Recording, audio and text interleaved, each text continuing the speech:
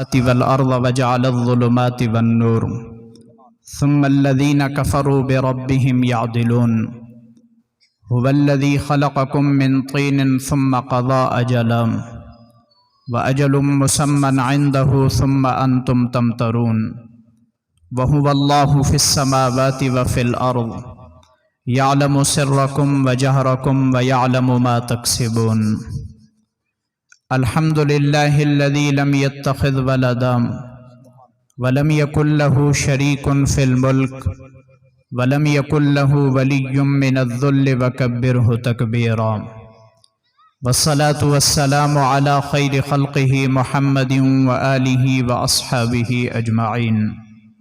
اس کی آواز کھول دیں بیٹے، ذرا یہ زور لے رہا. اما بعد قال الله تبارك وتعالى في كلامه المجيد والفرقان الحميد فأعوذ بالله من الشيطان الرجيم بسم الله الرحمن الرحيم يا أيها الذين آمنوا إن تطيعوا الذين كفروا يردوكم على أعقابكم فتنقلبوا خاسرين بل الله مولاكم وهو خير الناصرين. وقال رسول الله صلى الله عليه وسلم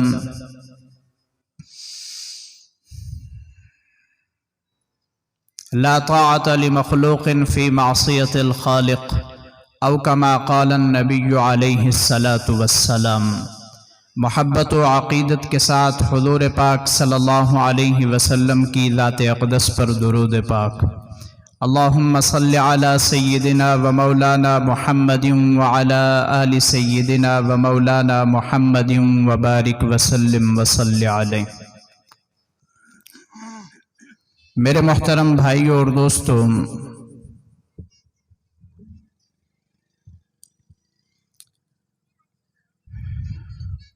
جس آدمی کو اس بات کا یقین ہو کہ میرے پشت پہ کوئی طاقتور موجود ہے تو وہ نہ کسی سے ٹکرانے سے گھبراتا ہے، نہ کسی میدان میں اترنے سے لڑکھڑاتا ہے، اور نہ ہی کائنات کی کوئی چیز اسے خوفزدہ کرتی ہے، اور نہ کبھی زندگی میں وہ نا امید ہوتا ہے. اور جس کے روئیں روئیں میں یہ بات بیٹھی ہو کہ میں تنہا ہوں، کائنات میں میرا سہارا کوئی نہیں، تو اسے ریت کے ذرے بھی ڈراتے ہیں، ہواؤں کے جھونکے بھی پریشان کرتے ہیں، حالات کا ہیر پھیر بھی اس کی طبیعت پہ اثر انداز ہوتا ہے، کائنات کی ایک ایک چیز اس کی طبیعت کو ہلاتی رہتی ہے. ہم جتنے یہاں بیٹھے ہیں ہم سب اللہ کے فضل سے یہ کلمہ پڑھنے والے ہیں، لا الہ الا اللہ محمد الرسول اللہ. کم قسمتی کی بات یہ ہے اتنے بڑے کلمے کے پڑھنے کے بعد بھی مسلمان سمجھتا ہے کہ میرا کوئی نہیں ہے. اتنی بڑی نسبت کے بعد بھی یہ سمجھتا ہے کہ نہ میرا کوئی سہارا ہے، نہ میرا کوئی ساتھ دینے والا ہے، نہ مشکلوں میں میرے کندھے پہ کسی کی طاقت ہے، اور نہ حالات میں کوئی میری انگلی پکڑ کے حالات سے مجھے راستہ دینے والا ہے. جب اتنے بڑے کلمے کا اقرار کرنے والا بھی اپنے آپ کو بے آسرا سمجھے تو پھر یہ سارا دن بیٹھ کے اس بے آسری کے بدیقینی کے ساتھ یہ ایک پارہ نہیں پورا قرآن پاک پڑھ دے تو اس کے سر کا درد بھی نہیں جا سکتا ہے. اور جسے اس بات کا یقین ہو کہ میرے ساتھ میرا اللہ ہے، ان معی ربی سیہدین. میں مولانا کی بات کو تھوڑا سا بڑھانا چاہتا ہوں. مولانا بڑی مضبوط بات مجھ سے پہلے فرما رہے تھے، جس کے اندر کا یقین ہے ان معی ربی سیہدین، کہ میرے ساتھ ایک طاقت ہے جس کے ہاتھ میں میرا ہاتھ ہے، اور جس کے خزانوں پہ میرا ہاتھ ہے، اور جب مجھے رزق کی ضرورت ہو تو کھول کے ملے گا، جب مجھے مدد کی ضرورت ہو تو فرشتے اتر کے آئیں گے، جب مجھے صحت کی ضرورت ہو تو اوپر سے جواب آئے گا، اور جب میری زبان سے نکلے گا کہ آئے ہاں، اور اوپر سے مجھے جواب ملے گا یا عبدی انا لک، میرے بندے میں تیری مدد کو حاضر ہوں. جسے اس بات کا یقین ہو وہ بسم اللہ پڑھ کے بھی پانی پہ پھونک دے تو اللہ اس کے اندر کو درست کر دے گا. ہم جتنے یہاں بیٹھے ہیں ہم سارے کے سارے اپنے اللہ سے بدگمانی کا شکار ہیں. ہمیں اس بات کا یقین، توجہ میرے عزیزو، میری درخواست ہے میرے عزیزو، میں آپ حضرات کا زیادہ وقت نہیں لینا چاہتا. میرے بعد حضرت قاری یعقوب صاحب دعوت برکاتہم ایک لمبا سفر کر کے تشریف لا رہے ہیں. حضرت مفتی سعید صاحب، مفتی سعید ارشد صاحب بڑی ہمت کے ساتھ ایک لمبے سفر کے ساتھ تشریف لا رہے ہیں. وہ آپ حضرات سے بات کریں گے. میں زیادہ وقت نہیں لینا چاہ رہا. میری گزارش ہے جتنی دیر تک بیٹھیں بولنے والے کی آنکھوں میں آنکھیں ڈال کے بات کو لیں گے، اللہ پاک اس کا نور سینے میں نصیب فرمائیں گے. ساتھی درود شریف پڑھ لیں. اللہم صلی علی محمد افضل صلواتک بعدد معلوماتک. تو میرے محترم بھائیو اور دوستو، ہم سارے کے سارے بے یقینی کا شکار ہیں. ہم نماز پڑھ رہے ہیں لیکن اندر کہہ رہا ہے پتے کم بڑھ دے کے کوئی نہ. ہم ہاتھ اٹھائے ہوئے ہیں پر اندر کہہ رہا ہے پتے کم بڑھ دے کے کوئی نہ. ہم اپنے نبی کی بتائی ہوئی دعاؤں کو پڑھتے جا رہے ہیں پر اندر سے آواز آ رہی ہے پتے کم بڑھ دے کے کوئی نہ. ابو درداء رضی اللہ تعالی عنہ میرے نبی کی مسجد میں بیٹھے ہیں. ایک آدمی باہر سے آیا، اس نے ابو درداء کے کندھے پہ ہاتھ رکھا کہ یا ابا درداء احترق بیتک، ابو درداء تیرا گھر جل کے خاک ہو گیا ہے. ابو درداء اطمینان کے ساتھ بیٹھ کے جواب دے رہا ہے لم یحترق، نہیں جلا ہے، لم یحترق، نہیں جلا ہے. پھر ایک اور آیا، اس نے کہا یا ابا درداء انت ہنا و بیتک محترق، ابو درداء تو یہاں بیٹھا ہے، تیرے گھر کا تو بچا ہی کوئی چیز نہیں ہے. حضرت ابو درداء اطمینان سے بیٹھ کے جواب دے رہے ہیں لم یحترق، نہیں جلا ہے. ایک تیسرا داخل ہوا مسجد میں. ابو درداء نے خود آگے بڑھ کے ان سے پوچھا ارأیت بیتی اہو محترق، تم نے میرے گھر کو دیکھا ہے وہ جل گیا ہے؟ تو انہوں نے فرمایا کانت النار اشتعلت، آگ تو بڑی طاقت کے ساتھ اٹھی تھی. حینما وصلت الی جدران بیتک، جب وہ تیرے گھروں سے جا کے ٹکرائی تو وہ ایسے بیٹھی ہے جیسے جلی کبھی نہیں تھی. اور تیرے گھر کے ہر ذرے کی اللہ نے حفاظت فرمائی ہے. جو پہلے دونوں آئے تھے وہ حیران ہو کے دیکھ رہے ہیں ابو درداء کو، اور ابو درداء سے پوچھ رہے ہیں کہ ہم نے آگ کو جتنی طاقت سے ابھرتے دیکھا تھا ہمیں یقین تھا ہمارے مسجد پہنچنے تک تیرا گھر بھسم ہو جائے گا، پر تو اندر بیٹھ کے کیسے اطمینان سے کہہ رہا تھا کہ نہیں جلا ہے؟ تو سیدنا ابو درداء نے فرمایا سمعت حبیبی محمدا، میں نے اپنے نبی محمد مصطفیٰ سے سنا ہے. میں اپنے نبی کا عمل بتا رہا ہوں میرے عزیزوں، میں اپنے نبی کا عمل بتا رہا ہوں. میرا مجمع بیچارہ 1000 دانے کی تسبیح پکڑ کے بیٹھ رہا ہے، پڑھتے پڑھتے پڑھتے پڑھتے سارا حدیث کا ذخیرہ اٹھا کے دیکھیں. میرے نبی نے اعمال بتائیں، ایک بھی تسبیح ایسی نہیں ہے جسے میرے نبی نے 100 مرتبہ کا پڑھنا بتایا ہو.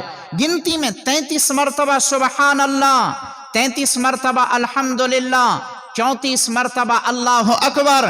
اس سے اوپر کی تعداد نہیں ہے. کہیں 7 بار، کہیں 3 بار، کہیں 11 بار. اللہ والوں کے بتائے ہوئے اعمال کی ترتیب اپنی جگہ پر، لیکن یاد رکھیں میرے عزیزوں، میں نے ابتدا میں بات عرض کی ہے اگر اندر میں اللہ سے ہونے کا یقین نہیں ہے تو 30 پارے پڑھ کے بھی سر کا درد نہیں جا سکتا ہے، اور اگر اندر میں اللہ سے ہونے کا یقین ہے تو 33 مرتبہ کا سبحان اللہ بھی کام کر کے دکھاتا ہے. یہ میرے نبی کی دعا ہے جو ابو درداء نے بتائی ہے، اور یہ میں اپنی طرف سے نہیں بتا رہا. یہ حدیث مصنف ابن ابی شیبہ میں لکھی ہے. ابن شیبہ کی یہ روایت میں نے اپنے شیخ حق نواز سے پڑھی. میرے شیخ حق نواز نے یہ روایت اپنے استاد محمد علی سے پڑھی. محمد علی نے یہ حدیث اپنے شیخ عبد الخالق سے پڑھی. عبد الخالق نے یہ حدیث اپنے شیخ حسین احمد سے پڑھی. حسین احمد نے یہ حدیث اپنے استاد محمود سے پڑھی. محمود نے یہ حدیث اپنے شیخ قاسم سے پڑھی. قاسم نے 3 واسطوں سے شاہ رفیع سے پڑھی. شاہ رفیع نے شاہ ولی اللہ سے پڑھی. شاہ ولی اللہ نے امت اللہ سے پڑھی. امت اللہ نے شیخ طاہر مدنی سے پڑھی. شیخ طاہر مدنی نے 7 واسطوں سے ابو درعہ سے پڑھی. ابو درعہ نے یہ الفاظ ابو درداء کی زبان سے سنے. ابو درداء نے یہ الفاظ میرے نبی کی زبان سے سنے تھے. میں اپنی نہیں مار رہا، وہاں سے بات آئی تو میں نے آپ کی گود میں ڈال دی. یہ میرے نبی کی بات ہے. اور ابو درداء کہہ رہے ہیں کہ اے میرے ساتھیوں، میں نے اپنے نبی کی زبان سے سنا ہے جو اپنے گھر سے نکلتے وقت یہ دعا پڑھے گا اللهم انت ربي لا اله الا انت عليك توكلت وانت رب العرش الكريم ما شاء الله كان وما لم يشاء لم يكن ولا حول ولا قوة الا بالله العلي العظيم اعلم ان الله على كل شيء قدير وان الله قد احاط بكل شيء علما۔ ابو دردہ کہہ رہے ہیں میں نے اپنے نبی سے سنا ہے جو گھر سے نکلتے وقت یہ دعا پڑھ کے نکلے گا اللہ اس کے گھر کو ہر شر سے محفوظ رکھے گا۔ کہ تم آ کے کہہ رہے تھے جل گیا ہے، پر مجھے پتا تھا دیکھتی آنکھ غلط دیکھ سکتی ہے، نبی کی زبان سے نکلا کبھی غلط نہیں ہو سکتا ہے۔ ہم سب نا امیدی کا شکار ہیں میرے عزیزوں، ہمارے پاس ہمارے نبی کے اعمال ہیں جو میرے نبی کی زبان سے نکلے، جو صحابہ کی زندگیوں میں آئیں، ہم نے ہر ایک کو لپیٹ کے رکھا ہے کنارے پہ۔ مولانا اشرف علی تھانوی اللہ ان کی قبر نور سے بھر دیں، ان کی خدمت میں ایک آدمی آیا کہنے لگا حضرت دعا کریں میری اولاد نہیں ہے، اللہ مجھے بیٹا نصیب فرمائے۔ حضرت نے دعا کی، پھر اسے بتایا کہ سورہ یوسف کی تلاوت کرو اللہ تمہیں بیٹا نصیب کرے گا۔ وہ بیٹھا ہوا ہے، حضرت نے کہا عمل پورا ہو گیا جائیے۔ کہنے لگا مولوی صاحب کوئی اپنا بھی تو کوئی خاص تجربہ بتا دیں، کوئی اپنا بھی تو خاص تجربہ بتا دیں۔ مولانا اشرف علی فرما رہے ہیں اللہ کے بندے میں نے دعا بھی کی تیرے لیے اللہ سے اور تجھے اللہ کے قرآن کا عمل بھی بتایا ہے، اس کے باوجود تو کہہ رہا ہے اپنا بھی تو کوئی تجربہ بتا دیں۔ ہم نے جب سے اللہ رسول سے نسبتیں کاٹی ہیں پھر ہم آ کے اکٹھے ہوئے، کبھی اس دروازے پہ، کبھی اس کے چولے پہ، کبھی اس کے گھٹنے پہ، کبھی اس کے منت، کبھی اس کے منت۔ سیدنا علی المرتضی میرے نبی کی خدمت میں تشریف لائے، کہ یا رسول اللہ ان الدین قد قبض علی، ایک قرضے نے مجھے لتاڑ کے رکھا ہے، میں اس سے نکل نہیں پا رہا ہوں، مجھے بتائیں میں کیا کروں؟ میرے نبی نے فرمایا علی ہر نماز کے بعد دعا مانگو، اللہم اکفنی بحلالک عن حرامک وَأَغْنِنِي بِفَضْلِكَ عَمَّنْ سِوَاكَ۔ اسے علی نے پڑھنا شروع کیا، فرماتے ہیں 15 دن نہیں گزرے جس قرضے کو میں پہاڑ کے برابر سمجھتا تھا اللہ نے اپنے خزانوں سے ادا کروا دیا۔ تو میرے عزیزوں اپنے اللہ کی ذات سے امید لگانا سیکھیں۔ ہمارے شیخ ہیں پیر ذوالفقار صاحب نقشبندی، سفر میں گاڑی پہ راستے میں ڈرائیور کی آنکھ لگ رہی ہے، اسے فرما رہے ہیں کہیں چائے پی لو، وہ کہنے لگا مول صاحب اتھے ہوٹل چاسدہ کوئی نہیں، او اگے جا کے ہوٹل چاسدہ ہے اتھے چاہ پیسا۔ تو وہ ہوٹل تھا کچھ سفر پہ، حضرت نے کہا چلو آگے چل کے پیئیں گے۔ اب گاڑی رفتار میں جا رہی ہے، اچانک راستے میں کتا آ کے لگا گاڑی کے بمپر کے ساتھ اور بڑا زور کا لگا۔ تو شیخ ناراض ہوئے ڈرائیور سے، میں نے تمہیں پہلے بھی کہا تھا کہ تم چائے پی لو، تم نے پی نہیں ہے، یہ تو جانور تھا، کہیں کسی گاڑی میں نہ مار دیتے۔ نیچے اترے، پوری گاڑی کو دائیں بائیں دیکھا، کہیں کتے کا نام و نشان نہیں، گاڑی نقصان سے محفوظ۔ 7-8 کلومیٹر کے بعد اس ہوٹل پہ پہنچے جہاں چائے پینی تھی، گاڑی روکی ہے، نیچے اترے، گاڑی کے بمپر کے اندر سے کتا باہر نکلا اور ہوٹل پہ سامنے کھائی ہوئی ہڈیاں رکھی تھی انہیں کھانا شروع کر دیا۔ اس کتے کی ہڈیاں کھانے کو دیکھ کے شیخ فرمانے لگے یہ کتا 7 کلومیٹر دور تھا، اس کا رزق یہاں رکھا تھا، یہ آ نہیں سکتا تھا، اللہ نے اسے پہنچایا بھی ہے تو ایک اللہ والے کی گاڑی کے بمپر میں بٹھا کے پہنچایا ہے۔ میرے محترم بھائیوں اور دوستوں، کس ذات سے نا امید ہو کے جیتے ہو جو رات کے اندھیروں میں، جو دن کے اجالوں میں ساتھی، جو رات کی تاریکیوں میں ساتھی، هو الحی القیوم لا تأخذه سنة ولا نوم له ما في السماوات وما في الارض۔ طاقت کے خزانے اس کے ہاتھ میں ہیں، عزتیں اس کے ہاتھ میں، رشتے اس کے ہاتھ میں، رزق اس کے ہاتھ میں، صحت اس کے ہاتھ میں، کوئی اندھیروں میں اس کے سامنے ہاتھ اٹھانے والا تو ہو۔ ہم اس کی نیت کرتے ہیں انشاءاللہ میرے عزیزوں۔ میری درخواست ہے اللہ کے لیے اس بے یقینی سے باہر نکلیں۔ میں کتنے درد سے کہوں میرے عزیزوں، میں کتنے درد سے کہوں، ایک گھر میں بچہ بیمار ہو جائے، گھر کے جتنے افراد ہوتے ہیں ہر فرد مشورہ دیتا ہے، ایک کہہ رہا قہوہ پلا دو، ایک کہہ رہا پیناڈول کھلا دو، ایک کہہ رہا بروفن کا سیرپ پلا دو۔ گھر کے 12 افراد میں ایک بھی فرد ایسا نہیں، نہ میری ماں، نہ میری بہن، نہ میرا باپ، نہ میرا بھائی، ایک فرد ایسا نہیں جو کہہ رہا ہے آخری 3 سورتیں پڑھ کے پانی پہ دم کر کے پلا دو، جو کہہ رہا ہے فاتحہ پانی پہ دم کر کے پلا دو۔ اس سارے گھر کے افراد میں ہر ایک کو بیماری سے بچنے کا نسخہ یاد ہے، پر اسے کوئی عمل ایسا یاد نہیں جس کی برکت سے اللہ مسائل کو حل کرتے ہوں۔ میری درخواست ہے آپ حضرات کی خدمت میں، گیدڑ بن کے جینے کے بجائے شیر بن کے جئیں، ماحول کی ہوا کے ساتھ بہ جانے کے بجائے اپنے کردار پہ ناز کرنے کی کوشش کریں۔ میرے عزیزوں، ہم وہ نہیں جنہیں زمانہ بنا گیا، ہم خود تراشتے ہیں منزل کی سنگ راہ۔ نہ ہمیں کسی کا فیشن لینے کی ضرورت، نہ ہمیں کسی کے بالوں کے کٹنگ لینے کی ضرورت، نہ ہمیں کسی کا انداز کاپی کرنے کی ضرورت، نہ ہمیں کسی کے آئیڈیا لینے کی ضرورت۔ ہمارا آئیڈیل محمد مصطفیٰ ہے، ہمارا آئیڈیل میرے نبی کی جماعت ہے۔ جس ہیرے کی زندگی اپناؤ گے وہ چمکتا ہوا ستارہ ہے جس کی منزل جنت کے سوا کوئی نہیں ہے۔ نوجوانوں کی زندگی کے عجب شوق دیکھیں میرے عزیزو، انہیں بالوں کی کٹنگ اپنائی ہے، کرکٹر کے انداز پہ، فٹ بالر کے انداز پہ، ریسلر کے انداز پہ۔ میرے عزیزو، نہ ہم پنجابی ہیں، نہ ہم سندھی ہیں، نہ ہم بلوچ ہیں، نہ ہم کچھ اور، ہم محمدی ہیں، ہم محمد مصطفیٰ کے امتی ہیں۔